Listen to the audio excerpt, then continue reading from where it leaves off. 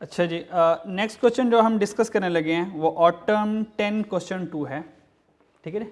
जो हम question discuss करने लगे हैं ऑटम 10 और क्वेश्चन नंबर 2 क्वालिटी लिमिटेड वाला, ठीक है। अच्छा जी, इस क्वेश्चन को करवाने के दो मकसद हैं। एक तो ये कि परपेचुअल सिस्टम में जो लेजर कार्ड बनना होगा वो आपको बनाना आ जाएगा, ठीक है। और यहाँ से जो जनरल एंट्रीज का क्वेश्चन है एक्सपेक्टेड है कि इस बार वो एंट्रीज पूछ ले, तो जनरल एंट्रीज भी हमारी लेजर कार्ड से हो जाएंगे, ठीक है जी। दो फायदे। क्वेश्चन स्टार्ट करते हैं। Quality limited is a manufacturer of washing machine. QL washing machine बनाता है। The company use perpetual method. हमें पता है कि दो तरीके मेथड होते हैं इन्वेंट्री को रिकॉर्ड करने के, परपेचुअल मेथड या पीरियोडिक मेथड, ठीक है।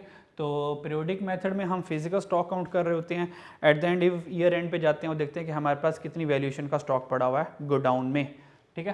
परपेचुअल मेथड ये होता है, ये अपडेटेड होता है, ऑटोमेटिक होता है, सिस्टमैटिक होता है। डेली बेसिस पर हमारी इन्वेंट्री क्या हो रही होती है, रिकॉर्ड हो रही होती है, और डेली बेसिस पर हमारी इन्वेंट्री का वैल्यू जो बैलेंस होता है हमें पता चल जाता है कि आज के दिन में कितनी चीज़ें खरीदी हैं वो ऐड हो रही होती हैं, आज के दिन में कितनी चीज़ें बेची हैं वो माइनस हो रही होती हैं, ठीक है जी। तो परपेचुअल सिस्टम ऑटोमेटिक सिस्टम है, ठीक है, जो कि एक जनरल स्टोर में परपेचुअल सिस्टम चल रहा होता है। जैसे ही हम कोई चीज़ खरीदते हैं वो क्या करता है, सेल की एंट्री करता है, तो चीज़ें इन्वेंट्री से माइनस हो रही होती हैं, और अगर हमने कोई चीज़ें खरीदी होती हैं वो सिस्टम में ऐड हो रही होती हैं। तो क्यूएल कौन सा सिस्टम यूज़ कर रहा है, परपेचुअल सिस्टम। इसका मतलब मुझे इन्वेंट्री लेजर कार्ड बनाना पड़ेगा। And weighted average method for valuation of inventory. जो हमारी इन्वेंट्री की वैल्यूएशन हो रही है वो किस पर हो रही है, वेटेड एवरेज मेथड पर हो रही है। तो FIFO होता तो हम FIFO से कर लेते, फिलहाल उसने FCO कह दिया तो हम FCO से वैल्यूएशन ऑफ इन्वेंट्री करेंगे। The following information pertain to raw material. जो हमने वॉशिंग मशीन बनानी है उस वॉशिंग मशीन के लिए जो रॉ मटेरियल खरीद रहे हैं वो हमारे पास ये रॉ मटेरियल ये है, ठीक है जी। अच्छा जी, तो सारे की सारी जो रॉ मटेरियल की बात हो रही है वो जून के महीने के लिए हो रही है। तो ये जो सारी जो हम एंट्रीज करेंगे, कैलकुलेशन करेंगे, वो इस जून के महीने को सामने रख के करेंगे, ठीक है। तो हमें पता चल गया कि परपेचुअल सिस्टम का क्वेश्चन है, वैल्यूएशन इन्वेंट्री FCO पे करनी है। रिक्वायरमेंट पढ़ते हैं, prepare necessary journal entries to record the above transaction. इन सारी ट्रांजैक्शन की हमने क्या करनी है, जर्नल एंट्रीज करनी है। तो जर्नल एंट्रीज तब ही हो पाएंगी जब आप सबसे पहले परपेचुअल सिस्टम में इन्वेंट्री के लेजर्स अकाउंट बनाएंगे। तो इन्वेंट्री के जो लेजर्स अकाउंट बनाएंगे, इन्वेंट्री का जो स्केड्यूल बनाएंगे, उस स्केड्यूल से हमें क्या मिलेंगे, इन सारी जर्नल एंट्रीज की जो अमाउंट होगी वो हमें सारी की सारी उस लेजर से मिलेंगी। तो स्टार्ट करते हैं वन बाय वन क्वेश्चन को सॉल्व करना।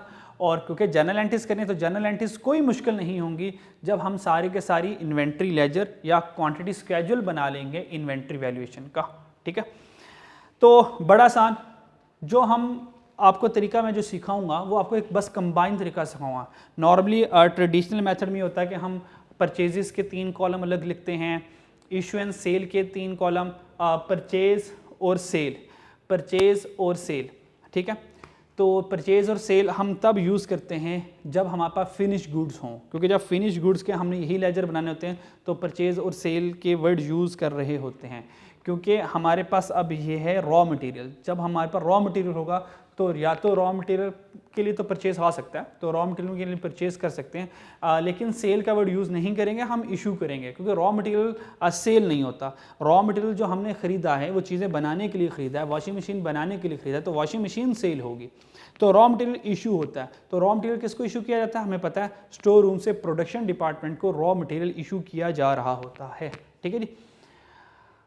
अच्छा जी, लेजर कार्ड बनाना, फिर इन्वेंट्री के लिए और जर्नल एंट्रीज के लिए फिर आपको एक छोटी सी कहानी सुना दूंगा जिससे एंट्री सोचना आपके लिए आसान हो जाएगा, कोई रट्टा मारने की हमें ज़रूरत नहीं पड़ेगी, ठीक है।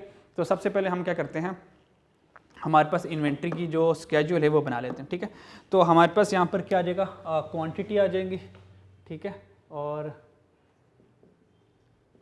यहाँ पे आ जाएंगे रेट्स आ जाएंगे, ठीक है, और यहाँ पे बैलेंस आ जाएगा, यानी कि अमाउंट आ जाएगी, और अमाउंट इन रुपीज़ है तो हमने लिख लिया अमाउंट इन रुपीज़, ठीक है। तो हम कंबाइन लेके चलेंगे, जो आ रहा होगा उसको ऐड कर देंगे, जो जा रहा होगा उसको माइनस कर देंगे, ठीक है। तो नंबर 1 फर्स्ट में देखते हैं पहले दिन क्या हुआ। 1 में ओपनिंग इन्वेंट्री कितनी है, 1000 unit, having scrap value of scrap value हमारे उसकी जो वैल्यू है वो ₹80 पर यूनिट है। तो ये ₹80 पर यूनिट हमारे पास आ गया, ठीक है। तो ये हमारे पास ओपनिंग इन्वेंट्री आ गई। तो हमने कह दिया कि जो ओपनिंग स्टॉक है, तो हमारे पास क्वांटिटी कितनी आई, 1 लाख यूनिट्स आ गए, ठीक है। और उसका जो रेट है वो कितने पर आया, ₹80 पर यूनिट। तो मल्टीप्लाई बाई 80 करेंगे, तो क्वांटिटी मल्टीप्लाई बाई रेट होगा, तो यहाँ पे टोटल आ जाएगा। तो इन दोनों को क्या करेंगे, मल्टीप्लाई करेंगे, तो हमारे पास यहाँ पे 8 मिलियन का फिलहाल ओपनिंग बैलेंस आ जाएगा, ठीक है। और ये हमारे पास जून की शुरुआत थी, क्योंकि ओपनिंग बैलेंस है तो 1 जून की ये बारी बात होगी। और अगर फर्दर डिस्क्रिप्शन लिखना चाहें लिख सकते हैं, 1 जून 10 की बात है। उसके बाद क्या हुआ, 5 जून को हमने यूनिट परचेज़ किए। जो चीज़ें परचेज़ करें, जो आ रहा होगा वो ऐड करेंगे, और जो जा रहा होगा उसको बैलेंस में से माइनस करेंगे। तो 150 यूनिट्स आ रहे हैं, तो ऐड करेंगे 150,000 5 जून को।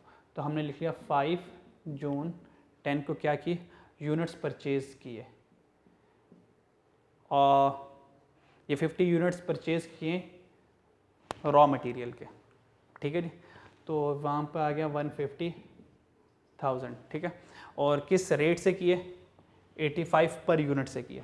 तो मल्टीप्लाई कर देंगे 85 से, तो इन दोनों को मल्टीप्लाई करेंगे तो हमारे पास आंसर आ जाएगा 12750,000, 12750,000 ये हमारे पास आ गया। आपको एक और यहाँ पे एक ट्रिक बताता हूँ, ठीक है। क्योंकि मुझे ना एफ मेथड से चलना है, किससे चलना है, एफको से चलना है, वेटेड एवरेज मेथड से चलना है। और जब वेटेड एवरेज मेथड से चलते हैं तो हमने इन रेट्स का ना एवरेज लेना होता है। इन रेट्स का क्या लेना होता है, एवरेज लेना होता है, कि जो नेक्स्ट अमाउंट आएगी वो किस एवरेज रेट के ऊपर हम एडजस्ट करेंगे, रिकॉर्ड करेंगे, ठीक है।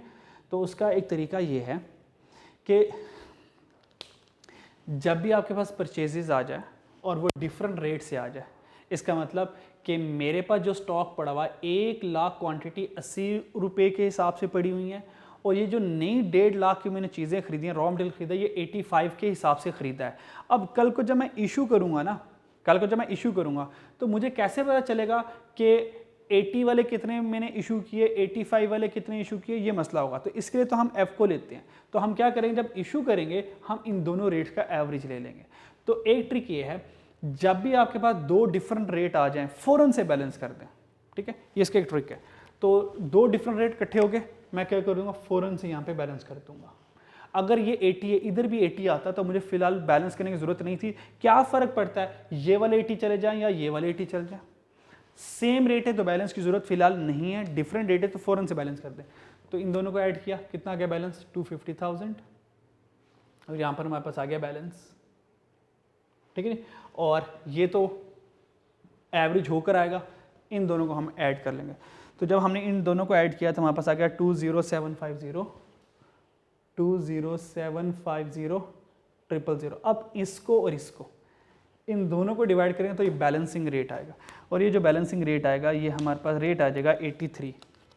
ये कौन सा रेट आ जाएगा, 83, ठीक है। तो ये इस तरह से हम सॉल्व करेंगे, ठीक है। नेक्स्ट देखते हैं इसके बाद क्या हुआ। तो ये हमने 5 जून तक पहुंच गए।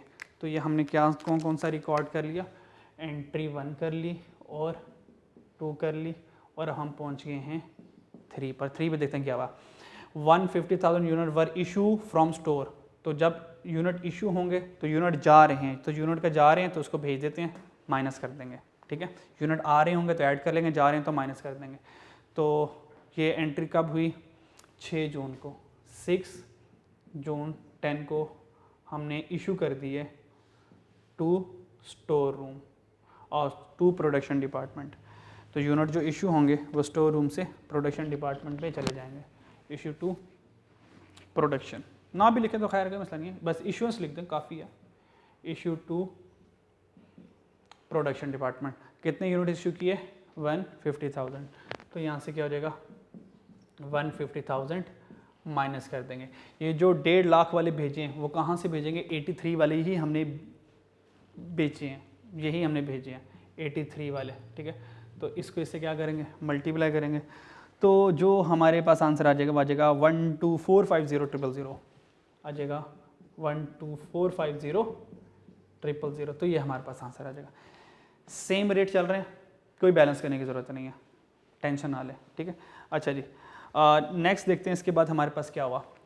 6 जून तक तीसरे नंबर तक पहुंच गए। ये फोर्थ एंट्री है ये मेरे पास। 5000 defective unit were return from production. Were return from production कहाँ से आ रहे हैं? प्रोडक्शन से आ रहे हैं। और कहाँ पर आए? स्टोर रूम में आए।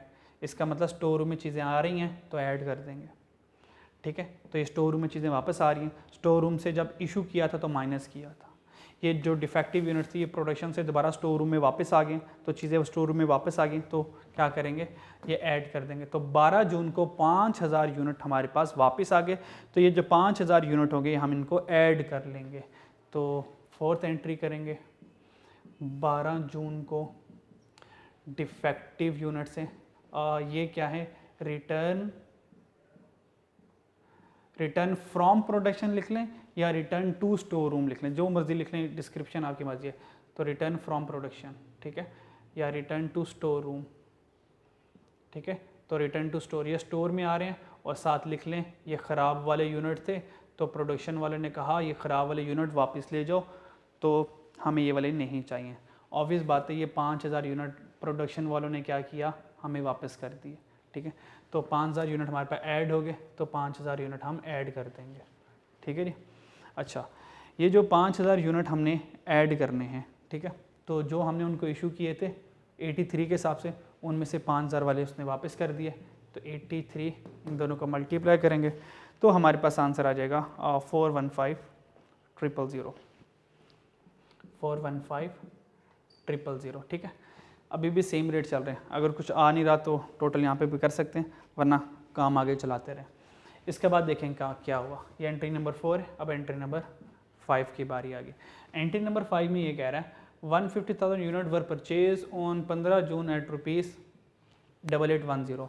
हमने 1.5 लाख यूनिट ख़रीदे, इसका मतलब परचेजेज हुई हैं, और ये परचेज कब? ये 15 जून को, 15 जून 12 को परचेजेज हुई हैं। ये न्यू परचेजेज आई हैं। कितने यूनिट्स की? 1.5 लाख यूनिट्स की। और रेट क्या है? 88.10। तो यहाँ पर कितना आ जाएगा? 88.10। इन दोनों को क्या करेंगे? मल्टीप्लाई करेंगे। दोनों को मल्टीप्लाई किया तो 13215 आ गया। 13215,000। चेक करें, सेम रेट से ये डिफरेंट रेट आ गया। जैसे डिफरेंट रेट आ गया, आपको क्या कैच बताया था?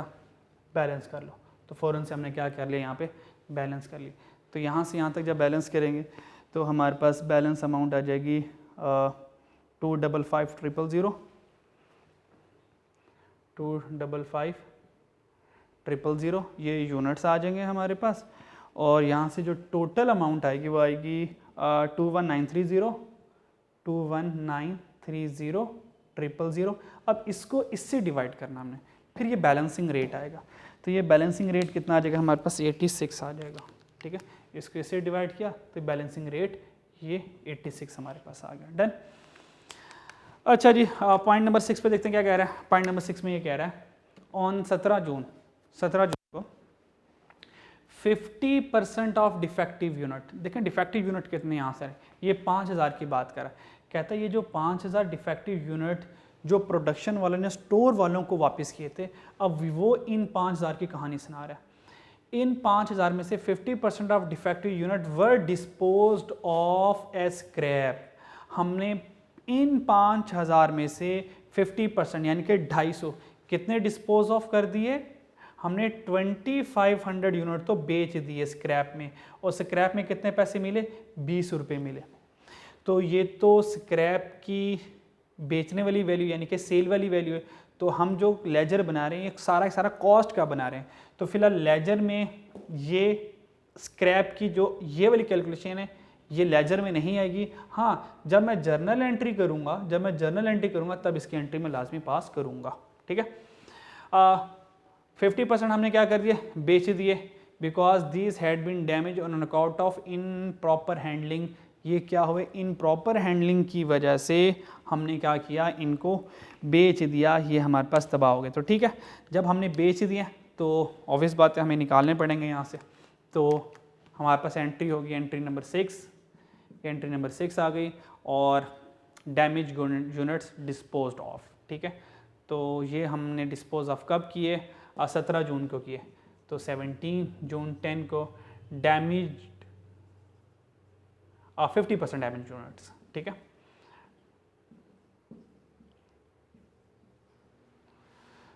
डिस्पोज्ड ऑफ 50% ऑफ जो हमारे पास डिफेक्टिव यूनिट्स है। तो देखें डिफेक्टिव यूनिट्स कितने थे हमारे पास, ये 5000। तो हमने क्या करना है, इन 5000 का 50%, तो कितना बना, 2500 बना, ठीक है। तो बेचे कितने के, 20 के, पर इनकी कॉस्ट क्या होगी। अब हमें इनकी कॉस्ट देखनी है। ये जो 5000 होंगे, तो बताएं यहाँ पे कौन सी कॉस्ट लिखूं, क्या यहाँ पे 86 आएगा, क्या यहाँ पे 83 आएगा, या इसके अलावा कुछ और आएगा। बताएं यहाँ पर हम क्या लिखेंगे। जो डिफेक्टिव यूनिट्स को हम क्या करेंगे, बेचेंगे, ठीक है। ये डिफेक्टिव यूनिट जो हमने सोल्ड की है, तो वो किस पे बेचेंगे, 86 पर, या यहाँ से 83, या यहाँ से कोई और वैल्यू, ठीक है। तो डिस्पोज ऑफ जब भी हम करेंगे, तो जब भी हम डिस्पोज ऑफ करेंगे, तो जो करंट हमारे पास सेल वैल्यू होगी हम उसके ऊपर करेंगे, ठीक है, ये याद रखिएगा। तो 2500 को, क्योंकि यही हमारे पास इस वक्त इशुएंस का रेट है, तो इसी के ऊपर हम इशू करेंगे। तो 86, 2500 को 86 से क्या करेंगे, मल्टीप्लाई करेंगे। तो 2500 को हम 86 से मल्टीप्लाई करेंगे, तो आंसर आ जाएगा 215000। तो ये 215000 ये हमारे पास आ जाएगा। 86 सेम रेट है, अभी बैलेंस करने की ज़रूरत नहीं है। अगर इसके अलावा कोई और कहानी हुई तो वो हम और कहानी देख लेंगे। पॉइंट नंबर 7 देखते हैं। पॉइंट नंबर 7 में कह रहा है कि जो 5000 डिफेक्टिव यूनिट थे, 2500 तो हमने बेच दिए। ऑन जून 18 को द रिमेनिंग डिफेक्टिव यूनिट, तो रिमेनिंग डिफेक्टिव यूनिट्स कितने रह गए, डिफेक्टिव यूनिट कितने थे, 5000, 2500 तो बेच दिए, तो रिमेनिंग डिफेक्टिव यूनिट्स भी 2500 रह गए। 2500 की बात कर रहा है, कहता है जो रिमेनिंग 2500 यूनिट थे were return to supplier for replacement under warranty. वो जो 2500 यूनिट थे वो वारंटी में थे, तो हमने क्या किए, वो 2500 यूनिट सेलर को वापस कर दिए। यानी कि हमने वो ये क्या किया, ये हमने 2500 की क्या की, परचेज रिटर्न कर दी।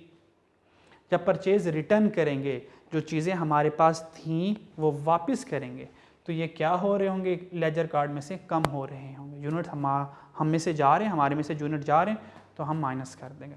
तो परचेज रिटर्न को हम माइनस कर देंगे किससे, 2500 से। किस लिए, रिप्लेसमेंट के लिए। तो 7th में डेट क्या थी हमारे पास, 18 जून, 18 जून। तो हमने क्या किया, यूनिट्स रिटर्न टू सप्लायर, हमने सप्लायर को यूनिट रिटर्न कर दिए, तो यूनिट 2500 हमारे में से कम हो गए। अब अगला सवाल ये जो यूनिट मैंने सप्लायर को वापस किए, अब यहाँ से देखिएगा कि अब यहाँ पे मैंने रेट कौन सा लगाना है, 86 या डिफेक्टिव यूनिट का 83, या ये सारे रेट पड़े, इनमें से बताएं कौन सा रेट यहाँ पे लिखूँ। अब यहाँ पे ये एक ट्रिक बात है, और सोचें ज़रा शाबाश जल्दी से, ये जो 2500 हमने रिटर्न किए हैं सप्लायर को, ये हम किस रेट के ऊपर इनको क्या करेंगे, वापस करेंगे, ठीक है। होप सो आप लोगों ने सोच लिया होगा, क्योंकि रिवीजन है, ऑब्वियस बात इतना सोचने का टाइम नहीं है, ठीक है। ऑब्वियस बात आपने पहले क्वेश्चन किए ही होंगे इस तरह के, ठीक है। ये जो याद रखेगा यहाँ पे एक बात, ये जो 2500 यूनिट हमने जो वापस किए हैं, ऑब्वियस बात है ये मैंने जिस रेट पे मैंने खरीदे होंगे उसी रेट पे वापस करूंगा। ये नहीं देखना कि ये तो 86 वाले हैं, आजकल तो 86 के ऊपर जो मैंने लेटेस्ट खरीदा उसी के ऊपर वापस करूंगा। ये जो 2500 यूनिट हैं, ये तो 86 तो वो है कि अगर आज मैं मार्केट से चीज़ खरीदूँ तो 86 की मिल रही है, तो जब मैं वापस करूंगा 86 के हिसाब से नहीं खरीदूंगा, ये 2500 उस हिसाब से वापस करूंगा जिस हिसाब से खरीदे हैं। अब ये देखना है कि 2500 किस रेट वाले खरीदे हैं मैंने। अब इसके लिए आए, ये देखें, इसके लिए गौर से देखिएगा, ये 2500 ये डिफेक्टिव है, ये डिफेक्टिव है, ये 5000 वाले डिफेक्टिव, क्योंकि 5000 में से ये 2500 वाले हैं। फिर ये जो डिफेक्टिव यूनिट्स है ना 5000, ये देखना कि ये कब खरीदे हैं। ये 5000 यूनिट खरीदे हैं, इससे ऊपर परचेज देखे क्या है, इसके ऊपर सिंपल एक ही परचेज आ रही है, वो ये वाली आ रही है। तो इसका मतलब इसका रेट क्या था 85 वाला। इसका मतलब ये 5000 85 वाले थे और ये 2500 का ताल्लुक इन 5000 से, यानी कि ये जो 2500 वाले होंगे ये किस रेट वाले थे, ये 85 वाले थे। ये जो 2500 यूनिट मैंने सप्लायर को वापस किए, ये सप्लायर से कितने के खरीदे थे, मैंने 85 के हिसाब से खरीदे, 85 के हिसाब से खरीदे थे। जिस रेट पे खरीदूंगा उसी रेट पे वापस करूंगा, तो यहाँ पे जो रेट आएगा वो आएगा 85, याद रखिएगा। क्या करेंगे, इनको मल्टीप्लाई करेंगे तो हमारे पास आंसर आ जाएगा, ठीक है। अच्छा जी, तो 85 के हिसाब से तो आंसर आ जाएगा हमारे पास 212,500, तो यहाँ पर आ जाएगा 212,500, 212,500। 1 2 3 85 आ गया, रेट बदल गया। आपको क्या करना है, अब यहाँ पे बैलेंस करना है, तो यहाँ पे बैलेंस कर देते हैं, ठीक है।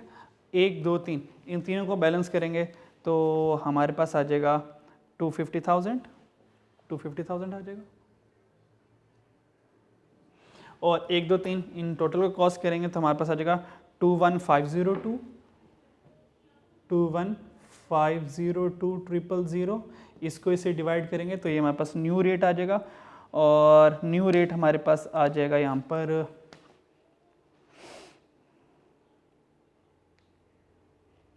212,500। ये आ गया, नहीं ये तो हम पहले नहीं लिख चुके, यहाँ से मेरे शायद टोटल में गड़बड़ हो गई है। 83 आ गया, 86 85, ठीक है सही है। इन दोनों करेंगे तो आंसर आ जाएगा 86.01। इसको इसे डिवाइड करेंगे तो आंसर आ जाएगा 86.01। ये हमारे पास आ जाएगा। 01 लिखना चाहे लिख लें, नहीं तो खैर कोई मसला नहीं है। तो ये हमारे पास आ जाएगा। एंट्री नंबर 7, एंट्री नंबर 8 पे देखें। एंट्री नंबर 8 ये है, on June 19 5000 unit were issue to production.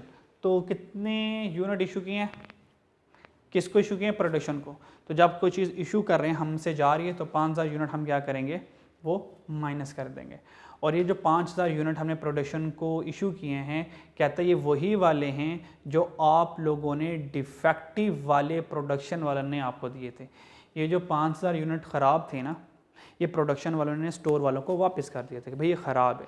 तो स्टोर वालों ने क्या किया, अब वही 5000 यूनिट जो वापस आए थे वो दोबारा प्रोडक्शन वालों को भेज दिए। इसका मतलब ये 5000 यूनिट हमसे जा रहे हैं, तो 5000 यूनिट को हम क्या करेंगे, इशू टू प्रोडक्शन करेंगे, और 5000 यूनिट हम क्या करेंगे, यहाँ से माइनस कर लेंगे, ठीक है। तो एंट्री हमारे पास हुई एंट्री नंबर 7, एंट्री नंबर 8 जो कर हुई हमारे पास 19 जून को, तो 19 जून 10 को, और यूनिट्स इशूड टू प्रोडक्शन।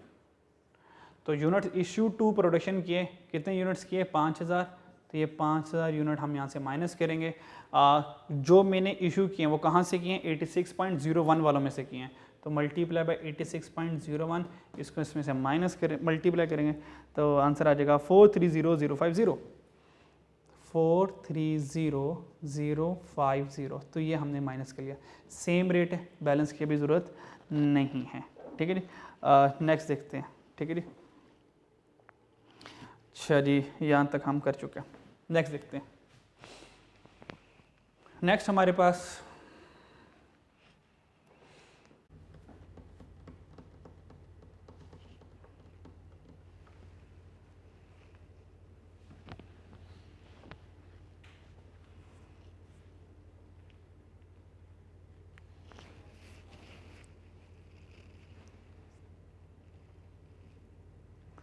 अच्छा जी, तो नेक्स्ट एंट्री हमारे पास एंट्री नंबर 9, एंट्री नंबर 9 देखते हैं। एंट्री नंबर 9 में वो ये कह रहा है, on June 20 the supplier delivered 250 units in replacement of the defective units which had been return by QL। देखें, ये 5000 डिफेक्टिव यूनिट्स है, इनमें से 250 तो हमने स्क्रैप में बेच दिए, और ये देखें ये 250 परचेज रिटर्न हमने किए हुए थे उनको, ठीक है। एंट्री नंबर 8 में हमने 250 यूनिट अपने सप्लायर को वापस कर दिए थे। फिर सप्लायर ने क्या किया, यही वाले यूनिट जो ख़राब वाले थे इसके बदले में हमने यही 250 यूनिट सही वाले भेज दिए उन्हें। इसका मतलब ये हमारे पास 250 यूनिट्स के आगे फर्दर आ गए हमारे पास, ठीक है, रिप्लेसमेंट के बाद। तो हमारे पास ये कह लें कि रिप्लेसमेंट आई है, परचेज रिटर्न का रिवर्स आई है, तो जैसे मर्जी इसको रिकॉर्ड कर सकते हैं, ठीक है। तो एंट्री नंबर हमारे पास आ गई 9। तो एंट्री नंबर 9 में जो कि 20 जून को हुई, गुड्स सेंट बाय सप्लायर जो कि डिफेक्टिव यूनिट थी, तो हम लिख लेंगे गुड्स सेंट बाय सप्लायर, यानी कि एक किस्म की ये परचेजेस ही हैं। और ये कौन सी वाली थी, हमने कहा डिफेक्टिव वाली थी, और ये कितनी है 2500। तो ये हमारे पास गुड्स आई हैं, तो 2500 ही आई। अब सवाल ये जो 2500 वाली सप्लायर ने दोबारा भेजी हैं, बताएं यहाँ पर मैं रेट क्या लिखूँ। यहाँ पर ये रेट, ये 2500 वाली कौन सी आई है, वो यही वाली आई हैं, क्योंकि ये 85 वाली, ये देखें 85 वाली गुड्स रिटर्न टू सप्लायर, जो सप्लायर को मैंने 2500 वापस की थी वो 85 वाली वापस की थी। जब सप्लायर यही वाली मुझे गुड्स वापस करेगा सही करके, यही 2500 वाली जब सही करके वापस देगा तो वो 85 वाले ही होंगे, ठीक है जी। तो यहाँ पर जो रेट आएगा वो ये वाला आएगा, याद रखिएगा, ये 85 वाला हो। तो यहाँ पे जो रेट आएगा वो 85 होगा। तो देखें रेट चेंज हो गया, जैसे ही रेट चेंज होगा तो आप लोगों ने क्या कर लेना है, यहाँ पे बैलेंस बैलेंस, यहाँ पे बैलेंस, तो इन दोनों को मल्टीप्लाई कर लें। तो इन दोनों को मल्टीप्लाई करके आंसर आया 212,500, ठीक है, 212,500। तो 212,500, 1 2 3 इन तीनों को ऐड करके हमारे पास आंसर आ जाएगा 21284, 21284, यही आता है 21284,950, 9, ये बन गया 9, ये बन गया 50, और इन तीनों को हमने प्लस माइनस किया तो हमारे पास आंसर आ गया 247,500, 247,500, ठीक है। तो ये 9 से ही कर लूँ ज़रा, ये बन जाएगा 95। तो इसको इससे हमने क्या किया, इन दोनों को डिवाइड किया। तो जब डिवाइड किया तो हमारे पास जो नया रेट आया वो हमारे पास जो नया रेट आया वो 86 वाला आया। तो क्या आंसर आ गया, 86 वाला रेट आ गया। तो ये entry number 9 done. Entry number 10 देखते हैं। 150 unit were issued from store, 1.5 lakh unit store से जा रहे हैं, तो इनको अल्लाह हाफिज़ कह दें, ठीक है। तो एंट्री नंबर 10 में जो कि 21 जून को हुई, एंट्री नंबर 10 21 जून 10 को गुड इशूड हुई हैं। कितनी इशूड हुई हैं, 1.5 लाख। तो 1.5 लाख को अल्लाह हाफिज़ कह दें। यहाँ से कौन से वाले, यही 86 वाले मल्टीप्लाई करके यहाँ पर इनका टोटल आ जाएगा। तो यहाँ पर इनका टोटल आ जाएगा 12900,000, 12900,000। 86 है, सेम रेट है, तो कोई बैलेंस करने की जरूरत नहीं है। देखते हैं इसके अलावा और हमारे पास क्या है। एंट्री नंबर 10 खत्म, 11 पे देखते हैं। ड्यूरिंग फिजिकल स्टॉक काउंट, जब हमने फिजिकल स्टॉक काउंट किया 30 जून को, महीने के आखिर में, it was noted that closing inventory of SRM included 500 obsolete unit. 500 जो यूनिट से वो क्या हो गए, ख़राब हो गए। तो अगर ये 500 यूनिट ख़राब हो गए हैं, इसका मतलब ये फिजिकल स्टॉक में गोडाउन में पड़े हुए थे। बिल्कुल, ये गोडाउन में 500 यूनिट पड़े हुए थे। ख़राब होने का मतलब ये वो पड़े हुए हैं, नज़र आ रहे हैं कि ख़राब हो रहे हैं, तभी पता चला नहीं ख़राब हो गए। तो ख़राब होने के मतलब ये फिजिकल में एग्जिस्ट कर रहे थे और हमारी इन्वेंट्री में भी एग्जिस्ट कर रहे हैं। तो इस 500 का इन्वेंट्री लेजर कार्ड में कोई काम नहीं है। आगे चलें, ये जो 500 यूनिट ख़राब हो गए वो कितने के बेचेंगे, वो 30 रुपये के हम बेच देंगे, ठीक है। और फिर एक और मसला आया, 4000 यूनिट्स वर फाउंड शॉर्ट, यानी कि 4000 जब हमने गिनती गिनी तो 4000 यूनिट कम थे, यानी कि फिजिकल में 4000 यूनिट थे ही नहीं। तो हमने बैलेंस करना है, तो हम क्या करेंगे, 4000 यूनिट को अपने लेजर में से भी माइनस करेंगे, ठीक है। और ये फिजिकल में 4000 यूनिट्स क्यों थे, तो इसकी मुख्तलिफ असम्पशंस हो सकती हैं, ठीक है। अच्छा जी, वो चोरी हो सकते हैं, थेफ्ट हो सकते हैं, या सही काउंटिंग नहीं की हो सकती, वो मुख्तलिफ एरर्स हो सकते हैं, ठीक है जी। और इस एरर्स की रेक्टिफिकेशन वाला एक क्वेश्चन, अच्छा क्वेश्चन है मिहान टी लिमिटेड वाला, उसमें बुक्स का और फिजिकल के आपस में रिकन्सिलिएशन है, ठीक है। तो ये डैमेज हो गए थे, ठीक है। और कब हुए थे, महीने के आखिर में 30 जून 10 को गुड्स डैमेज हो गए थे। और सॉरी, डैमेज नहीं है, तबाह थोड़ी हुए हैं, तबाह होते तो एग्जिस्टेंस तो होती। ये शॉर्टेज थे, तो इसका मतलब गुड्स शॉर्टेज, इसका मतलब ये हमारे पास है ही नहीं थे फिजिकल में, 4000 यूनिट नहीं थे, ठीक है जी। वो 4000 यूनिट जो कौन से वाले नहीं होंगे, वो मान लेंगे कि इन 86 वालों में से गायब हुए हैं, यही हमें गिनती गिनने में कोई प्रॉब्लम आई होगी। इन दोनों को क्या करेंगे, मल्टीप्लाई कर देंगे। तो जब मल्टीप्लाई कर देंगे हमारे पास आंसर आ जाएगा 344,000, 344,000, ठीक है। तो इसके अलावा मेरे नहीं ख्याल हमारे पास कुछ रिमेनिंग बैलेंस सारी की सारी 11 एंट्री थी वो कर चुके, ये हमारे पास बैलेंस आ जाएगा, ठीक है। ये हमारे पास क्लोजिंग बच जाएगा, ठीक है। यहाँ से यूनिट्स का टोटल करेंगे तो यूनिट्स में हमारे पास बन जाएगा 93,500 और यहाँ से बैलेंस करेंगे तो बैलेंस हमारे पास आ जाएगा 8040,950, 8040,950, क्योंकि रेट 86 कॉमन ही है तो रेट में कोई टेंशन नहीं है, 86 आएगा, ठीक है। तो ये सारी के सारी हमारे पास इन्वेंट्री लेजर कार्ड बन गया। अब रिक्वायरमेंट क्या है, अब रिक्वायरमेंट देखें, मुझे जर्नल एंट्रीज बनानी है। अब देखिएगा जर्नल एंट्रीज एक लम्हे में बन जाती हैं, ठीक है नी। तो जर्नल एंट्रीज बना लेते हैं इनकी जल्दी से, ठीक है। आप सेपरेट बना लीजिएगा क्योंकि हम रिवीजन कर रहे हैं, सिर्फ मैंने आपको बस हिंट ही देना है जर्नल एंट्रीज के लिए। जर्नल एंट्रीज के लिए यहाँ पर आ जाए, ये देखें अब जितने भी ये जो अमाउंट है ना, जो अमाउंट बैलेंसेस लिखे हैं, बस यही जर्नल एंट्रीज है हमारी, बस यहीं से हमने जर्नल एंट्रीज डायरेक्ट बना लेनी है। ओपनिंग स्टॉक की जर्नल एंट्री नहीं होती। ये हमने क्या किया, परचेज किया, तो इसकी एंट्री क्या होगी, रॉ मटेरियल डेबिट, ऐसे क्योंकि रॉ मटेरियल मेरे पास आया और चीज़ें परचेज की हैं तो या तो पेएबल क्रेडिट कर लें या तो जो मर्जी कर लें, बंदे का नाम लिखने का मसला नहीं है। तो रॉ मटेरियल डेबिट तो पेएबल क्रेडिट किस अमाउंट से, इस अमाउंट से 12,750,000 और 12,750,000, तो लो पहली एंट्री हमारे पास होगी। फिर सेकंड में हमारे पास ये तो बैलेंस था, अब अगली बार इसकी आएगी तो ये था इशू टू प्रोडक्शन। हमने ये प्रोडक्शन डिपार्टमेंट को इशू किया, इसका मतलब ये रॉ मटेरियल कहाँ से कहाँ गया, रॉ मटेरियल इन्वेंट्री के अकाउंट से निकल के वर्क इन प्रोसेस के अकाउंट में चला गया, ठीक है। तो इसकी एंट्री क्या होगी, क्योंकि हमारे पास ना असल में ये सीन होता है, ये इन्वेंट्री का अकाउंट हो गया, ये वर्क इन प्रोसेस का हो गया। जब कोई चीज़ खरीदते हैं तो परचेजेस यहाँ पर आती हैं, तो दैट्स वाई इन्वेंट्री में जो रॉ मटेरियल होता है वो डेबिट होता है, और जब हम रॉ मटेरियल को इशू करते हैं तो रॉ मटेरियल क्रेडिट होता है, और ये इशू होकर जाता कहाँ पर है, ये वर्क इन प्रोसेस में जा रहा होता है अगर ये डायरेक्ट मटेरियल है, क्योंकि वॉशिंग मशीन के लिए मटेरियल ये है तो हम इसको डायरेक्ट ही कंसीडर करेंगे। तो वर्क इन प्रोसेस क्या हो रहा होगा, डेबिट हो रहा होगा, रॉ मटेरियल क्रेडिट हो रहा होगा इशुएंस के केस में, ठीक है जी।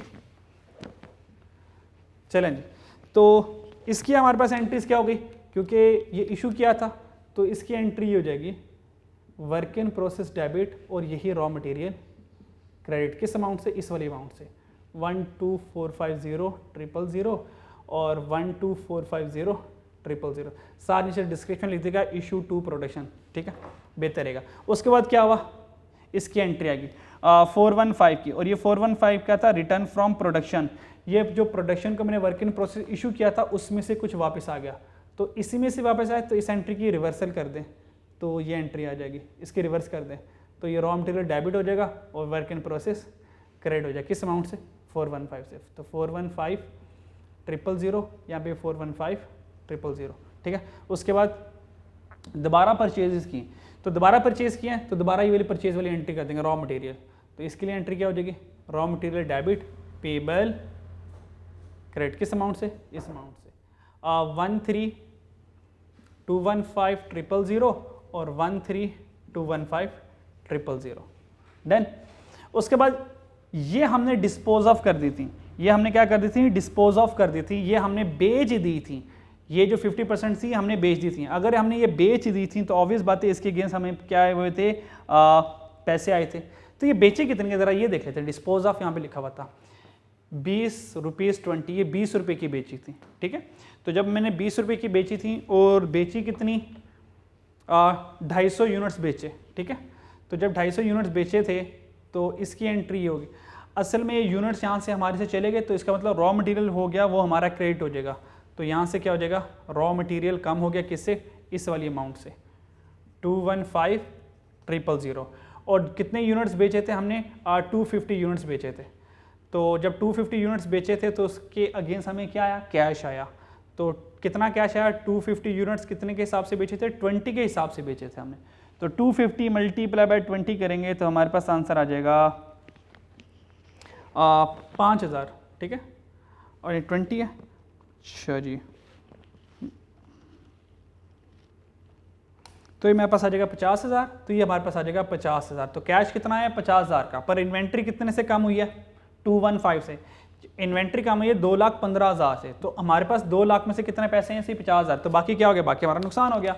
उस नुकसान को मर्जी है प्रॉफिट एंड लॉस में ले जाएं या FOH में ले जाएं, तो प्रॉफिट एंड लॉस में भी ले सकते हैं, FOH में भी ले सकते हैं। ये बैलेंसिंग कितना आएगा, इसमें से ये हम क्या कर देंगे, माइनस कर देंगे, तो बैलेंसिंग आ जाएगा 165, ठीक है,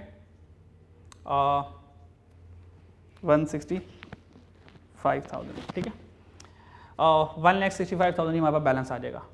उसके बाद क्या हुआ, ये रिटर्न टू सप्लायर। जब ये रिटर्न टू सप्लायर होगा, सप्लाई को परचेज की तो परचेज की एंट्री ये हुई, तो जब परचेज रिटर्न होगी तो इसकी एंट्री रिवर्स हो जाएगी। तो इसकी एंट्री क्या बन जाएगी, पेएबल डेबिट, इसकी क्या एंट्री क्या होगी, सप्लायर, यानी कि पेएबल डेबिट हो जाएगा, और रॉ मटेरियल क्या हो जाएगा हमारे पास यहाँ पे क्रेडिट हो जाएगा। कितने से, 212,500 से, और यहाँ पर भी 212,500 हमारे पास आ जाएगा, ठीक है जी। तो देखें इन्हीं बैलेंसेस से जर्नल एंट्रीज 1 बाय 1 ऑटोमेटिकली बनती जा रही हैं, हमें कोई स्पेशल जर्नल एंट्रीज के बारे में टेंशन लेने की जरूरत नहीं है। फिर क्या हुआ, इशू टू प्रोडक्शन, दोबारा प्रोडक्शन को इशू किया, तो इसका मतलब रॉ मटेरियल कम हुआ होगा और production mean work in process के पास चला गया होगा, तो इसकी एंट्री क्या बनेगी, तो इसकी एंट्री ये बन जाएगी, इसकी वर्क इन प्रोसेस डेबिट, और ये इशू है तो रॉ मटेरियल क्या हो जाएगा, क्रेडिट हो जाएगा। तो किस अमाउंट से, इस वाली अमाउंट से, यहाँ पे ये वाली अमाउंट आ जाएगी, ठीक है, इसमें कोई टेंशन मेरा नहीं ख्याल होगी, ठीक है।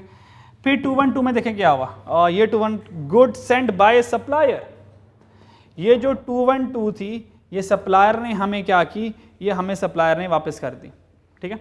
तो इसका मतलब ये 212 सप्लायर से आई है, it's just like a purchases, तो एंट्री क्या होगी, raw material debit payable credit, तो इसकी एंट्री ये हो जाएगी 212 की, रॉ मटेरियल डेबिट और पेएबल क्रेडिट, किस अमाउंट से, इसी अमाउंट से। तो यहाँ पे आ जाएगा 212,500, यहाँ पे भी क्या आ जाएगा 212,500, ठीक है। अच्छा जी, और उसके बाद this is the balance, balance की एंट्री नहीं होती, ठीक है, ये बैलेंस की एंट्री नहीं होती। उसके बाद इसकी एंट्री देखें क्या होती है, 1 to 9, ये 1 to 9 क्या था, ये इशूड था, हमने किसको इशू किया, प्रोडक्शन को इशू किया, तो दोबारा हमारे पास वर्क इन प्रोसेस आ गया, तो ठीक है, यहाँ पे क्या हो जाएगा, work in process debit, work in process debit, और कहाँ से गया होगा, रॉ मटेरियल क्रेडिट, किस अमाउंट से, 1290 से, यहाँ पर क्या आ जाएगा 1290,000, यहाँ पर भी क्या आ जाएगा 1290,000। अब लास्ट में हमारे पास ये एंट्री रह गई जो कि हमारे पास गुड्स थी इशूड वाली, नहीं गुड्स इशू वाली कर चुके हैं, लास्ट में शॉर्टेज वाली एंट्री रह गई 344,000। ये शॉर्टेज वाली एंट्री देख लें, ये क्या होगी, ये शॉर्टेज वाली एंट्री को कहाँ लिखें, शॉर्टेज वाली एंट्री यहाँ पे लिख रहा हूँ मैं, ये वाली एंट्री यहाँ पे लिखने लगा हूँ, ठीक है। गुड्स कितने से शॉर्ट हुई, 344,000, यानी कि इतने से रॉ मटेरियल क्या हुआ, हमारा कम हो गया, और ये जो रॉ मटेरियल कम हुआ इसका मतलब ये गुड्स हमारे पास थी ही नहीं, क्योंकि फिजिकल जब मैंने गिनती की नहीं, एग्जिस्ट ही नहीं करती थी, इसका मतलब किताबों में लिखी हुई थी। तो हम क्या करेंगे, ये जो इतना था ये हम लॉस शो कर देंगे, क्योंकि ये जो शॉर्टेज है ये रॉ मटेरियल को कम शो करेगा, किसके अगेंस्ट, किसी अगेंस्ट नहीं, तो ये हमारा एक्सपेंस हो जाएगा, या तो प्रॉफिट एंड लॉस में ले जाएं या तो इसको FOH में ले जाएं। तो FOH या प्रॉफिट एंड लॉस डेबिट हो जाएगा, और क्रेडिट क्या हो जाएगा हमारे पास, रॉ मटेरियल, अमाउंट क्या होगी, ये वाली 344,000, तो 344,000 इधर आ जाएगा, 344,000 इधर भी आ जाएगा। और लास्ट में एक ये एंट्री रह गई, कुछ यूनिट्स ऑब्सलीट थे, 500 यूनिट्स कितने थे, वो ऑब्सलीट थे, और वो कितने के सेल हो जाएंगे, 50 के सेल हो जाएंगे, ठीक है जी। तो जब ये भी यूनिट्स क्या हो गए, ख़राब हो गए, तो इसका मतलब यहाँ से भी रॉ मटेरियल कम हो जाएगा। तो जो ऑब्सलीट यूनिट्स की एंट्री करेंगे, जो ऑब्सलीट यूनिट्स की एंट्री करेंगे वो भी यही करेंगे कि लॉस हो गया प्रॉफिट एंड लॉस या FH कंट्रोल डेबिट, और यहाँ से रॉ मटेरियल हो जाएगा क्रेडिट, कितने से 500 यूनिट्स ऑब्सलीट हुए थे, वो जो 500 यूनिट ऑब्सोलीट हुए थे वो फॉर एग्जांपल कितने वाले थे, उनकी कॉस्ट क्या थी, वो हम देख लेते हैं। इसका मतलब हम ये अज्यूम करेंगे जो एट द एंड ये रेट वाले बच गए थे ना 86 वाले, इन्हीं में से ख़राब हुए होंगे, ठीक है, लेटेस्ट। तो कॉस्ट क्या थी इन 500 की, इन 500 की कॉस्ट थी 86 वाले कॉस्ट वाले कितने के बेचेंगे, 30 के बेचेंगे। तो नेट लॉस कितना होगा, 86 माइनस 30 करेंगे, मल्टीप्लाई बाय 500 करेंगे, जो लॉस हो जाएगा वो हमें 28,000 का हो जाएगा। तो यहाँ पर आ जाएगा 28,000 और रॉ मटेरियल में भी आ जाएगा 28,000।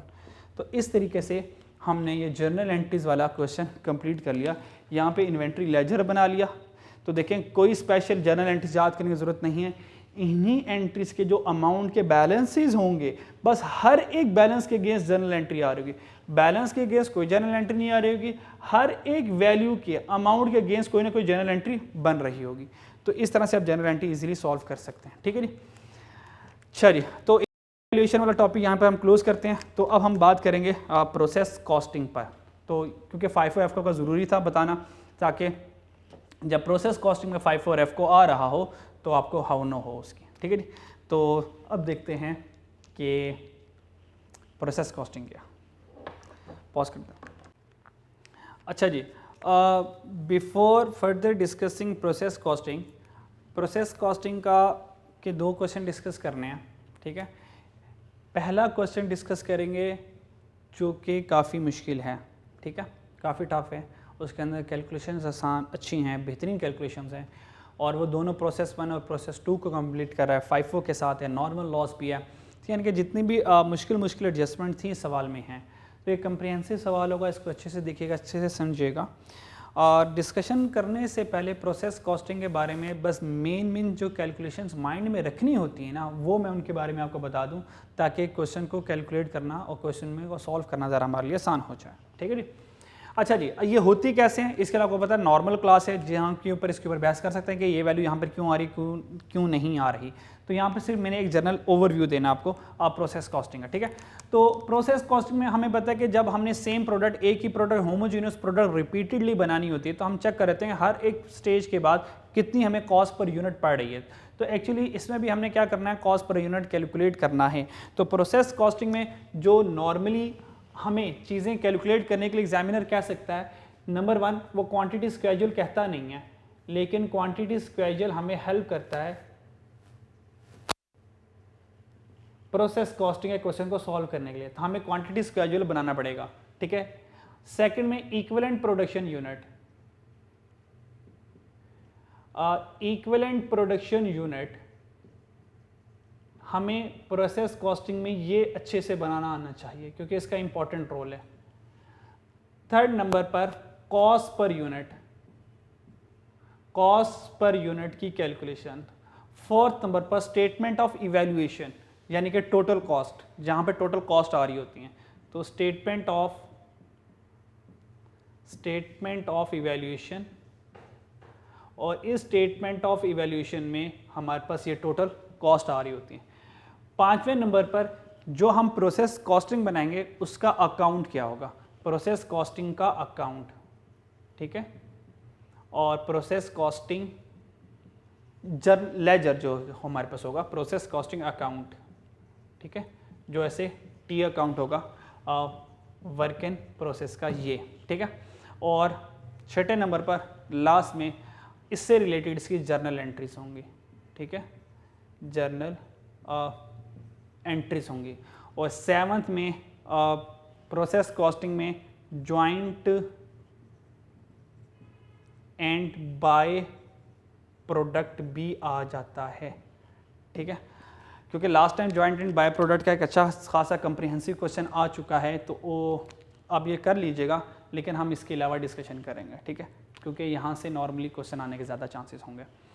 क्वांटिटीज का जो इक्विवेलेंट प्रोडक्शन, अब सुन ले, जब हम कॉस्ट पर यूनिट कैलकुलेट करते हैं तो कोई टेंशन हमें नॉर्मली नहीं। कॉस्ट पर यूनिट जब हम कैलकुलेट करते हैं तो कॉस्ट पर यूनिट, मैं यहाँ से स्टार्ट ले रहा हूँ, जब हम कॉस्ट पर यूनिट कैलकुलेट करते हैं तो हमारे पास यहाँ पर आता है मटेरियल प्लस कन्वर्जन, और मटेरियल प्लस कन्वर्जन में लेबर प्लस एफ हो जाता है, और यहाँ पर हमारे पास आउटपुट होते हैं यहाँ पे यूनिट्स में हमारे पास आउटपुट होते हैं, ठीक है। अगर नंबर 1 सवाल ये, अगर क्वेश्चन में नॉर्मल लॉस आ जाए तो नॉर्मल लॉस के केस में हम क्या करेंगे, तो नॉर्मल लॉस की यहाँ पे सिर्फ नॉर्मल लॉस की आपको पता है सिर्फ स्क्रैप वैल्यू, नॉर्मल लॉस की यहाँ से सिर्फ स्क्रैप वैल्यू माइनस करते हैं, यूनिट्स को हम छेड़ते नहीं हैं, ठीक है जी। अच्छा जी, सेकंड, अगर हमारे क्वेश्चन में हमें एबनॉर्मल लॉस नज़र आ जाए तो एबनॉर्मल लॉस की कॉस्ट को ऊपर कॉस्ट में एडजस्ट नहीं करते, बस उस एबनॉर्मल लॉस के यूनिट्स को स्पेशली हमने दिखाना होता है।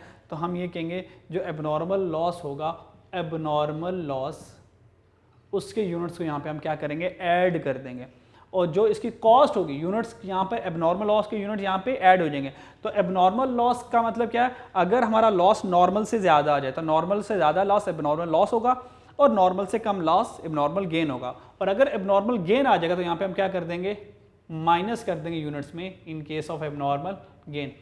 तो ये नॉर्मल लॉस की ट्रीटमेंट हमने पता कर ली, एबनॉर्मल लॉस की देख ली और एबनॉर्मल गेन की देख ली, ठीक है जी। अच्छा जी, इसका मतलब एबनॉर्मल, अगर नॉर्मल लॉस के यूनिट्स का ताल्लुक इक्विवेलेंट प्रोडक्शन यूनिट से नहीं है तो इक्विवेलेंट प्रोडक्शन यूनिट में नॉर्मल लॉस के यूनिट्स नहीं आएंगे, लेकिन इक्विवेलेंट प्रोडक्शन यूनिट जब हम बनाएंगे तो एबनॉर्मल लॉस और एबनॉर्मल गेन के यूनिट्स देखें, एबनॉर्मल लॉस आ जाए तो यूनिट्स ऐड होते हैं, यानी कि abnormal loss equivalent production unit में आएगा ऐड होकर, एबनॉर्मल गेन आ गया तो इक्विवेलेंट प्रोडक्शन में आएगा पर माइनस होकर, ये एक बात।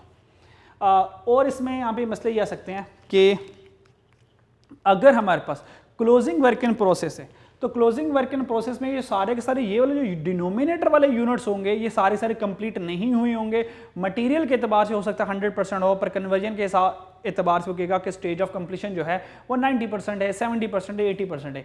इसका मतलब मैं टोटल यूनिट ये वाले यूज नहीं कर सकता। तो अगर क्वेश्चन में क्लोजिंग वर्क इन प्रोसेस आ जाए तो इक्विवेलेंट प्रोडक्शन यूनिट बनाना जरूरी हो जाते हैं। अगर क्लोजिंग वर्क इन प्रोसेस, अगर क्वेश्चन में क्लोजिंग वर्क इन प्रोसेस आ जाए तो इक्विवेलेंट प्रोडक्शन यूनिट हर हाल में बनता ही बनता है, इसके बगैर गुजारा नहीं है। अच्छा जी, इसके अलावा हाँ, और अगर क्वेश्चन में ओपनिंग वर्क इन प्रोसेस आ जाए, अगर क्वेश्चन में ओपनिंग वर्क इन प्रोसेस आ जाए इसका मतलब कुछ ऐसी चीजें होंगी जो पिछले महीने की भी हमारे पास आ रही होंगी। अगर हम फॉर एग्जांपल फेब में हैं तो कुछ चीजें जनवरी से भी आ रही होंगी। अगर क्वेश्चन में ओपनिंग वर्क इन प्रोसेस नजर आ जाए तो इसका मतलब क्वेश्चन में FIFO भी लग सकता है और क्वेश्चन FCO के साथ भी हो सकता है, ठीक है। और अगर एग्जामिनर साइलेंट है तो हम क्या यूज करेंगे, हम FCO यूज करेंगे, ठीक है जी। और FCO के फॉर्मेट्स क्या हैं, FIFO के फॉर्मेट्स क्या हैं, इक्विवेलेंट प्रोडक्शन यूनिट में, ये मैं दोनों के फॉर्मेट्स अभी आपके साथ शेयर कर लेता हूँ, उससे थोड़ा सा हमें तसल्ली हो जाएगी, ठीक है। इक्विवेलेंट प्रोडक्शन यूनिट्स के हमने सिर्फ शेयर करने, बाकी की हमें कोई मसले मसाइल नहीं। अच्छा जी, ये बात होगी हमारे पास। अभी फॉर्मेट शेयर करता हूँ। स्टेटमेंट ऑफ इवैल्यूएशन में क्या आएगा, आपको पता है जो स्टेटमेंट ऑफ इवैल्यूएशन होती है यहाँ पे हमारे पास टोटल कॉस्ट आती है। कौन सी कॉस्ट आती है, टोटल कॉस्ट आती है। और वो टोटल कॉस्ट कैसे आएगी, कॉस्ट पर यूनिट यहाँ से आएंगे, इक्विवेलेंट प्रोडक्शन से यूनिट्स आएंगे, इन दोनों को मल्टीप्लाई करें, इन दोनों को मल्टीप्लाई करने का मतलब है स्टेटमेंट ऑफ इवैल्यूएशन बनाना, ठीक है। तो ये हमारे पास मेन बातें होगी। अब FIFO और FCO के दोनों के थोड़े से फॉर्मेट्स देख लेते हैं, ठीक है। फिर इसके बाद एक लॉस वाली आपको बात बतानी है कि लॉस वो कहता है कि इनपुट के ऊपर 10% लॉस कैलकुलेट कर लें। अब ये लॉस असल में कैलकुलेट किस बेसिस के ऊपर करने, वो हम क्वांटिटी स्केड्यूल में आपको सिखाऊंगा, ठीक है। अच्छा जी, इसको मैं ज़रा रेज कर रहा हूँ, अगर कुछ चीज़ नोट करनी तो आप लोग नोट कर सकते हैं।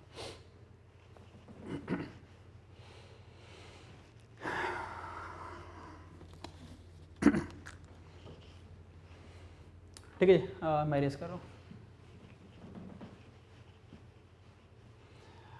FIFO और FCO के दोनों के मेथड्स देख लें, ज़रा फॉर्मेट्स देख लें, सिर्फ किसके, इक्विवेलेंट प्रोडक्शन यूनिट्स के।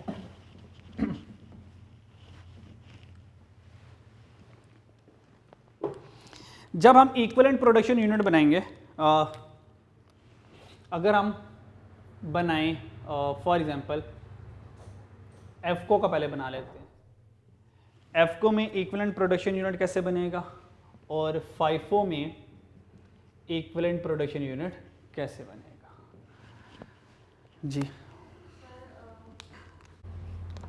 अच्छा जी, एफको में देखते हैं इक्विवेलेंट प्रोडक्शन यूनिट। तो इक्विवेलेंट प्रोडक्शन यूनिट एफको में कैसे बनेंगे? तो यहाँ पर हमारे पास मटेरियल आ जाएंगे, और अगर हमारे पास कुछ न्यू मटेरियल भी ऐड हुआ तो यहाँ पर एक न्यू मटेरियल एडिशन का कॉलम बन जाता है, और यहाँ पर फिर हमारे पास ये कन्वर्जन का कॉलम बन जाता है। ठीक है जी। तो जब हम क्वेश्चन को एफको से कर रहे होते हैं तो एफको में हम जस्ट यहाँ पे कंप्लीटेड यूनिट्स ले रहे होते हैं। कौन से ले रहे होते हैं? Completed units. ये वही यूनिट्स होते हैं जो ट्रांसफर्ड आउट होते हैं। ठीक है, तो यहाँ पे हम यूनिट्स ले रहे होते हैं। ठीक है, तो अगर वो मटेरियल के अतबार से कंप्लीट यूनिट्स का मतलब 100% ही होते हैं, तो ये हर लिहाज से 100% ही हो रहे होते हैं। बस इस न्यू मटेरियल को ज़रा ध्यान में रखें। तो फिलहाल हम अज्यूम करें कि न्यू मटेरियल एडिशन नहीं है, क्योंकि इसका ताल्लुक एक इंस्पेक्शन स्टेज से भी आता है। ठीक है, तो फिलहाल टेम्प्रेरी तौर पर मैं इसको यहाँ से गेम से निकाल रहा हूँ ताकि सिंपल फॉर्मेट हमारा क्लियर हो जाए। उसके बाद हमारे पास एबनॉर्मल लॉस है। अगर हमारे पास एबनॉर्मल लॉस आ जाए तो फॉर एग्जांपल मटेरियल के अतबार से 100% है और कन्वर्जन के लिहाज से फॉर एग्जांपल 80% है, और जो लॉस का ताल्लुक होगा याद रखिएगा स्टेज ऑफ इंस्पेक्शन से होगा। किससे होगा? स्टेज ऑफ इंस्पेक्शन से होगा। फिर इस एफको के मेथड में हमारे जो तीसरी कैलकुलेशन आ जाती है वो क्लोजिंग वर्क इन प्रोसेस की आ जाती है, और क्लोजिंग वर्क इन प्रोसेस का ताल्लुक किससे होता है? स्टेज ऑफ कंप्लीशन, उसी स्टेज ऑफ कंप्लीशन से होता है। तो फॉर एग्जांपल मान लें कि मटेरियल के अतबार से 100% है और कन्वर्जन के अतबार से 70% है, कुछ भी कर सकते हैं, तो ये हमारे पास इस तरह से वैल्यूज आ जाएंगी। और अगर एक नॉर्मल गेन आ जाता है यहाँ पे, तो हम यहाँ पर माइनस कर रहे होते हैं एबनॉर्मल गेन की सूरत में। ठीक है, तो ये हमारे पास कुछ फॉर्मेट होता है इक्विवेलेंट प्रोडक्शन यूनिट का। और जब हम कॉस्ट पर यूनिट कैलकुलेट करते हैं, जब हम एफको में कॉस्ट पर यूनिट कैलकुलेट करते हैं मटेरियल की और यहाँ से कन्वर्जन की कॉस्ट पर यूनिट कैलकुलेट करते हैं, तो यहाँ पे जो हम कॉस्ट लेते हैं वो हम ओपनिंग प्लस परचेजेस यानी कि इनपुट, ओपनिंग प्लस इनपुट दोनों को ऐड करते हैं, क्योंकि एफको में हमने क्या लेना होता है? एवरेज रेट लेना होता है। तो दैट्स वाई एफको में ओपनिंग प्लस इनपुट यहाँ पर आ रहा होता है। और अगर यही चीज़ हमने इक्विवेलेंट प्रोडक्शन यूनिट फाइफो में बनाने हैं, तो हमारे पास फाइफो में, क्योंकि हमने देखना था कि ओपनिंग वाला में से भी तो कोई नहीं रह गया, तो हमारे पास यहाँ पे मटेरियल होगा और हमारे पास यहाँ पे कन्वर्जन होगा। तो अगर हम फाइफो की बात करें तो फाइफो में सबसे पहले ओपनिंग वर्क इन प्रोसेस यहाँ पर आ रहा होता है। ठीक है, वो गिवन परसेंटेज के साथ होगा। उसके बाद यहाँ पर हम लिखते हैं सेकंड वन है स्टार्टेड एंड कंप्लीटेड। क्या करते हैं? स्टार्टेड एंड कंप्लीटेड, यानी कि इस महीने में कितने यूनिट स्टार्ट होकर कंप्लीट हो गए। तो वो कैसे कैलकुलेट करते हैं? जो भी हमारे पास आउटपुट होगा उसमें से माइनस करेंगे ये ओपनिंग वर्क इन प्रोसेस के यूनिट्स, आउटपुट में से माइनस करेंगे ओपनिंग वर्क इन प्रोसेस में से, तो ये स्टार्टेड एंड कंप्लीटेड आ जाते हैं यहाँ पर। ठीक है जी। उसके बाद ठीक है, बाकी कहानी सेम ही है, एबनॉर्मल लॉस भी इधर आ जाएगा और क्लोजिंग वर्क इन प्रोसेस भी आ जाएगा। और जब कॉस्ट पर यूनिट की कैलकुलेशन की बात करेंगे तो यहाँ पर ओपनिंग नहीं आएगा, यहाँ पर डायरेक्ट मटेरियल में इनपुट की कॉस्ट आएगी, सिंपल मटेरियल की यहाँ पे कॉस्ट आएगी। ठीक है, तो ये हमारे पास कुछ फॉर्मेट थे। अब जल्दी से कुछ लॉस के ऊपर बात कर लेते हैं, फिर एक कंप्रिहेंसिव क्वेश्चन सॉल्व करते हैं। ठीक है, अच्छा जी, इसको नोट करें तो नोट कर लें ज़रा। ठीक है,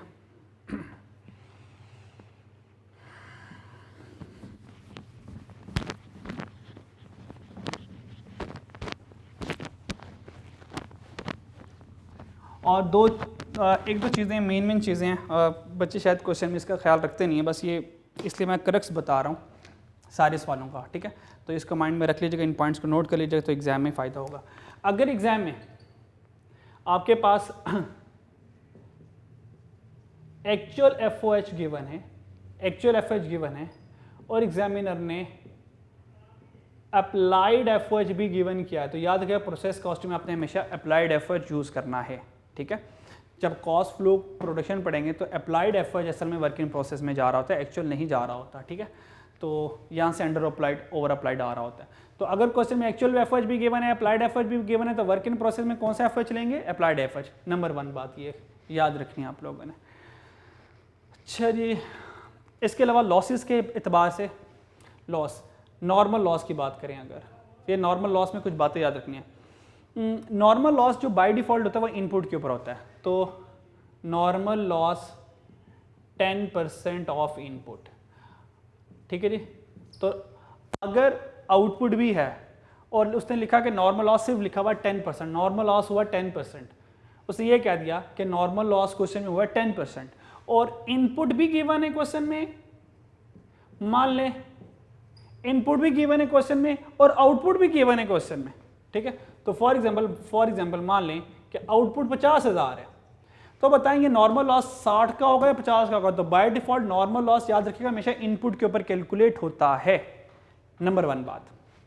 सेकंड, ये पहली वाली बात होगी, तो बाय डिफॉल्ट नॉर्मल लॉस किसके ऊपर कैलकुलेट होगा, इनपुट के ऊपर होगा। सेकंड वाली बात, अगर एग्जामिनर कह दिया है नॉर्मल लॉस कैलकुलेट करें 10% ऑफ आउटपुट, क्या कह दिया है 10% ऑफ आउटपुट, अब सब कुछ छोड़कर मैं नॉर्मल लॉस कैलकुलेट करूंगा इस आउटपुट के ऊपर, तो 50,000 का 10% मेरे पास 5,000 नॉर्मल लॉस आ गया।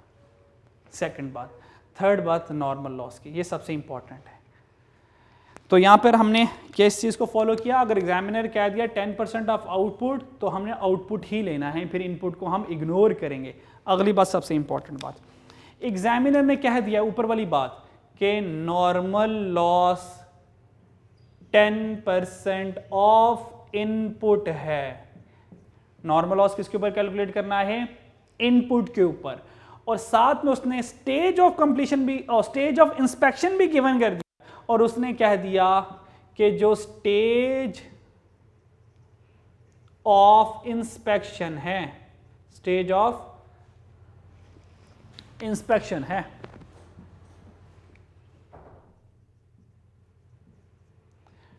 वो 80% है, वो स्टेज ऑफ इंस्पेक्शन क्या है 80% है। अब बताएं ये जो मैं 10% कैलकुलेट करूंगा ये किसके ऊपर कैलकुलेट करूंगा, इनपुट के ऊपर या स्टेज ऑफ इंस्पेक्शन यानी कि इंस्पेक्टेड यूनिट्स के ऊपर, ये किसके ऊपर कैलकुलेट करूंगा। तो याद रखिएगा बेशक वो कह रहा है कि नॉर्मल लॉस इनपुट के ऊपर ले लें, लेकिन अगर स्टेज ऑफ इंस्पेक्शन नजर आ गई तो प्रोटोकॉल किसको मिलेगा, स्टेज ऑफ इंस्पेक्शन को। तो नॉर्मल लॉस किसके ऊपर हम कैलकुलेट करेंगे, नॉर्मल हम स्टेज ऑफ इंस्पेक्शन के ऊपर कैलकुलेट करेंगे, फिर इस इनपुट को इग्नोर करेंगे। फिर जो इंस्पेक्टेड यूनिट्स होंगे वो इंस्पेक्टेड यूनिट्स हमारी नॉर्मल लॉस के कैलकुलेशन में आएंगे। और ये इंस्पेक्टेड यूनिट्स क्या होते हैं और नॉर्म इनपुट का 10% क्या होता है, ये हमें अब बात सिखाएगी क्वांटिटी स्केड्यूल, ठीक है, ये क्वांटिटी स्केड्यूल आएगी। तो फॉर एग्जांपल जब हम लोग क्वांटिटी स्केड्यूल बनाएंगे तो इसमें कुछ ओपनिंग वर्क इन प्रोसेस आ रहा होगा, मान लें ओपनिंग वर्क इन प्रोसेस 5,000 आ रहा है, ठीक है। और अगर मैं प्रोसेस 2 में तो पिछले डिपार्टमेंट से कोई ट्रांसफर इन आ रहा होगा और इस डिपार्टमेंट का इनपुट आ रहा होगा, और अगर मैं प्रोसेस 1 में हूँ तो यहाँ पे सिर्फ इनपुट आ रहा होगा। मान लें इनपुट है 50,000, ठीक है, और closing work in process for example 4,000 है, ठीक है जी, ये 4,000 है, ठीक है, क्लोजिंग वर्क इन प्रोसेस 4,000 है। तो इन तीनों को एडजस्ट करेंगे तो यहाँ से जो बैलेंस निकलेगा वो इंस्पेक्टेड यूनिट्स निकलेंगे। वो क्या कौन से निकलेंगे, वो यहाँ से इंस्पेक्टेड यूनिट्स निकलेंगे। तो ये जो आंसर होगा वो इंस्पेक्टेड यूनिट्स का होगा। लेकिन एक बात यहाँ पे याद रख लीजिएगा, इंस्पेक्टेड यूनिट यहाँ पे लिखने से पहले आपने ये देखना है कि इंस्पेक्शन की स्टेज क्या है। मान लें ये जो इंस्पेक्शन की स्टेज है मेरे पास क्या है 80% है, क्या है 80%, यानी कि इंस्पेक्शन स्टेज क्या है 80% है, ठीक है। अब यहाँ पे मैं आप बता देता हूँ कि किसने यहाँ पर आना है किसने नहीं आना इंस्पेक्टेड यूनिट्स कैलकुलेट करने के लिए। और let's suppose opening work in process 70% कर लेते हैं और क्लोजिंग वर्क इन प्रोसेस यहाँ पर 60% कर लेते हैं, ठीक है। अब ये कर लेते हैं। अब मुझे ये बताएं कि इंस्पेक्टेड यूनिट इनमें से कौन से होंगे, यानी कि कौन से वो यूनिट्स होंगे जिनके ऊपर इंस्पेक्शन होनी है। फॉर एग्जांपल हम इंस्पेक्शन करते हैं 80% पर, ये ओपनिंग वर्क इन प्रोसेस कितना है 70% है, ऐसे इसका मतलब पिछली बार इंस्पेक्शन कब होती है 80 पर होती है, और ये ओपनिंग वर्क इन प्रोसेस किस पे पड़ा हुआ है 70 पड़ा हुआ है। इसका मतलब पिछली बार इसकी इंस्पेक्शन नहीं हुई, इसकी इंस्पेक्शन तो हमारे टाइम पीरियड पर होनी है ना, हमारे मंथ में होनी है, यानी कि ओपनिंग वर्क इन प्रोसेस की इंस्पेक्शन अभी हमारे महीने में होनी है, तो that's opening work in process यहाँ पे ऐड हो जाएगा। डन। इनपुट की तो इंस्पेक्शन होनी है, तो इसने तो हर हाल में आना ही आना है। क्लोजिंग वर्क इन प्रोसेस को देखें। क्लोजिंग वर्क इन प्रोसेस यानी कि ये वो यूनिट्स है जो इस प्रोसेस में अभी 60% इनके ऊपर काम हुआ और हमारे पास क्लोजिंग होगी, यानी कि वो दिन खत्म हो गया या महीना खत्म हो गया, यानी कि क्लोजिंग हो गई। तो क्लोजिंग किस पर हुई? 60% पर, ठीक है। और हम इंस्पेक्शन किसके ऊपर करते हैं? 80% के ऊपर करते हैं। इसका मतलब अभी तो ये इंस्पेक्शन तक पहुंचे ही नहीं है, ठीक है।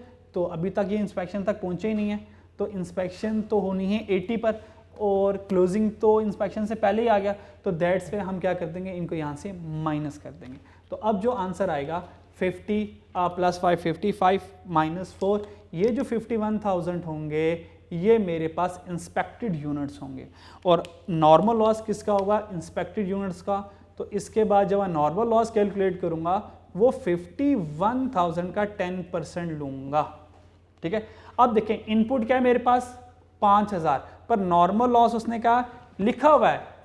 नॉर्मल लॉस 10% ऑफ इनपुट और 7 स्टेज ऑफ इंस्पेक्शन भी गिवन है। तो देखें मैंने 50,000 को इस्तेमाल नहीं किया, मैंने 51,000 को यूज किया नॉर्मल लॉस के लिए, ये इसका मतलब है, ठीक है जी। अच्छा जी, चलें एक और बात भी कर लेते हैं आप, क्योंकि ये बात इंस्पेक्टेड यूनिट्स की हो ही रही है। अगर ऐसा होता कि ये closing work in process, for example ये क्लोजिंग वर्क इन प्रोसेस 60% ना होता, ये 60% ना होता, मान ले ये 90% होता, ये किस पर होता? 90% होता। इसका मतलब है क्लोजिंग वर्क इन प्रोसेस 90 है और इंस्पेक्शन पर क्या है? इंस्पेक्शन स्टेज क्या? 80 है। इसका मतलब ये तो इंस्पेक्ट हो ही चुके हैं। क्लोजिंग वर्क इन प्रोसेस 90 है ना, इसका मतलब ये जो क्लोजिंग वाले यूनिट्स होंगे ये इस 80 से गुजरे ही होंगे ना। मिसाल के तौर पर इंस्पेक्शन हो रही है 80 पर और क्लोजिंग वर्क इन प्रोसेस है मेरे पास 90% पर। मान लें कि हम आलू गोश्त बना रहे हैं, ठीक है, जॉइंट प्रोडक्ट चल रही है हमारी, तो हम आलू गोश्त बना रहे हैं, तो ऑब्वियस बात है जो आलू गोश्त का क्लोजिंग है, ये आलू गोश्त का क्लोजिंग वर्क इन प्रोसेस है कि 90% आलू गोश्त तैयार है। इसका मतलब ये जो आलू गोश्त 90 पर आए हैं तो 80 से होकर आए हैं ना। इसका मतलब 80 पर इन आलू गोश्त की इंस्पेक्शन, इन आलू गोश्त की इंस्पेक्शन हो चुकी है। तो जब हो चुकी है तो फिर दोबारा लिखने की जरूरत नहीं है, ठीक है। तो अब इंस्पेक्टेड यूनिट्स क्या बन गए? 50 + 5, अब इंस्पेक्टेड यूनिट बन गए 55।